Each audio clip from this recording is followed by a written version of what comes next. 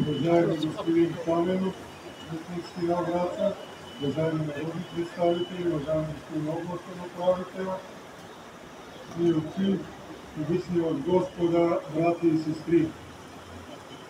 Честит и благословен празник! Честит Йорданов ден! Празника, който е може би с най-много имена. Празникът е Йорданов ден, защото това събитие, което празнуваме, се случва във водите на река Йордан. Празникът още е кръщение Господне, защото Господ Исус Христос пристъпи там, в пустинята, във водите на река Йордан, за да бъде кръстен с покойното кръщение на свети Йоан Кръстител. Празникът още е богоявление, защото Бог именно там благоволи да се яви в трите си лица в пълнота пред събралия се народ. Бог Отец говореше от небесата: този е моя син възлюбен, върху когото е моето благоволение. Бог Син, Господ Исус Христос, се кръщаваше във водите на река Йордан, а Бог Дух Свети слезе върху него във вид на гълъб. И така Бог показа на всички троичността на Бога, виждайки трите му лица. И празникът още носи името просвещение, защото със своето явяване Бог просвети всички човеци, не само които стояха тогава на брега на река Йордан, но от тогава до сега всички християни, всички тези, които трябваше да прославят Бог в три лица – Отец, Син и Дух Свети, и да се просветят и така просветени, изпълнени с вяра в Бога, да върват по пътя към Царството Божие. Така че ето какъв празник празнуваме днес. Бог се яви в Троица. Бог ни просвещава. Господ Исус Христос със своето кръщение освети цялото водно естество. И в памет на това събитие на днешния ден се извършват водосвети и се спуска кръста Господен в всякакви водоизточници, където има такива.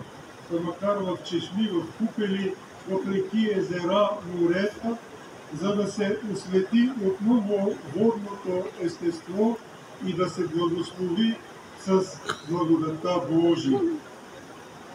Нека в днешния ден прославим триединия истинен Бог, да му се поклоним и да го призоваваме да бъде помощник на всички нас, да ни подкрепя, да ни наставлява, да ни просвещава и да ни води по пътя към Царството Божие. Амин. Честит и благословен празник на всички за много и благословенни години. Дядо Владика сега ще хвърли кръста в бира и нека той да бъде спасен, а всички вие бъдете живи и здрави. Самото събитие, че сте тук, е изключително важно.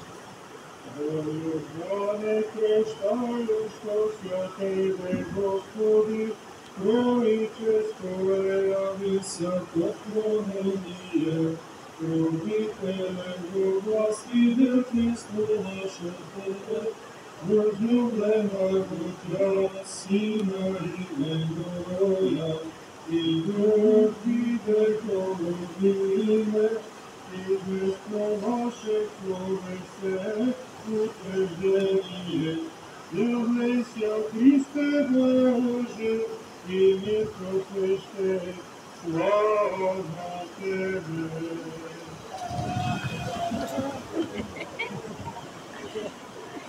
Спасение вече кръста! Честито! А сега нека да видим едно истинско мъжко хоро в вира на река Лева.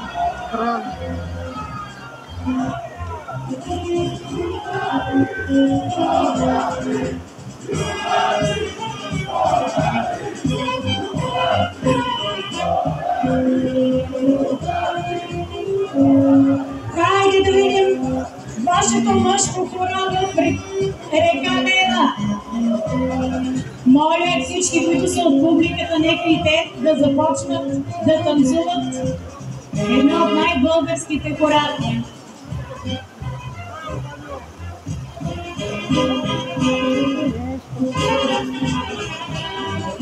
А след това ще помолим Спасилия Кръста да дойде тук при нас, за да бъде дарен.